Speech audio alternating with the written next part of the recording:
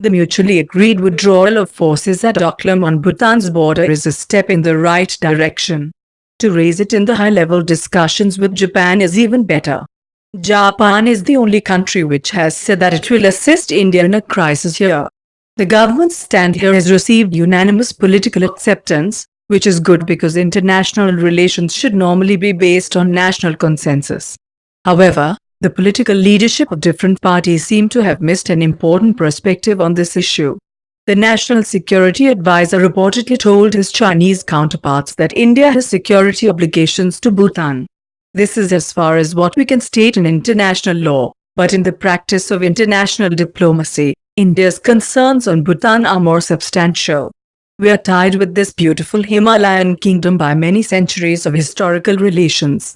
These are of religion, culture, shared societal experience and shared memories.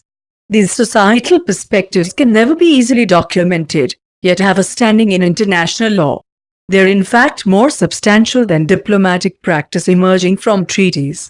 Once, on a state visit to Mongolia, in Ulaanbaatar, at our ambassador's reception, the American ambassador told me no one can compete with the Indians in diplomacy here. To my puzzled query, he said your ambassador here is a living god to 1 out of every 10 Mongols. In fact, the Ladakhi leader Lama was our ambassador there, and was the head of the Buddhist sect that is most popular in Mongolia. Our relations with Bhutan fall in that category. The Chinese know this brand of ties, for it is there for them in Hong Kong and Macau and, of course, claimed in Tibet, although without the Han influence. China has, while getting India to agree to a diplomatic mutual withdrawal, attempted to dent that larger perception between us and Bhutan. It has created a role for itself on the border with India. This is a more substantive issue and needs to be handled diplomatically in many different ways. It was interesting that apart from Japan, other friendly countries which stood up as our spokesman were not quite alert of the Indian position by asking for peaceful negotiations on the standoff. This cannot be the complete Indian position. The recognition that Bhutan and India had, and have, special ties of history, culture and ways of approaching the world has to be at the heart of Indian diplomacy. It is not for nothing that the Brits had seen Afghanistan and Balochistan as the frontiers of India's security in the west and Tibet in the north and the countries of the Mekong Valley as security frontiers in the east, since Myanmar was a part of British India. That perspective, correcting for the changes since, is still important, and Bhutan is right there. But the important circle around India is a question at the heart of strength in an uncertain world. The Mekong, Singapore and the East Indies is the security frontier.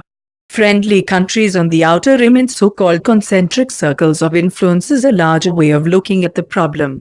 Such circles of influence can be with African and West Asian perspectives in the West, for the Southeast Asian perspective and then going on to Europe in the West and the Pacific in the other direction. The current problem of looking inwards in search of imagined enemies within, and, in fact, criminal godmen, assorted criminals, politicians with murder charges, etc., are taking away the sheen from the great values that the Republic was founded with. India is now seen to be ceremonially acknowledged by major powers since its trade potential and economic punch is high. But it is not being kept in any major search for solution to global problems in a manner that it was even 3 to 5 years ago. It is, in a way, tragic that the average citizen can only go in desperation to an independent judiciary and civil servants of the old steel frame who are holding fort against saboteurs of the nation. These fine women and men, had they not been trapped here, could have spread India's frontiers in thought and influence rather than simply fight the cancers within.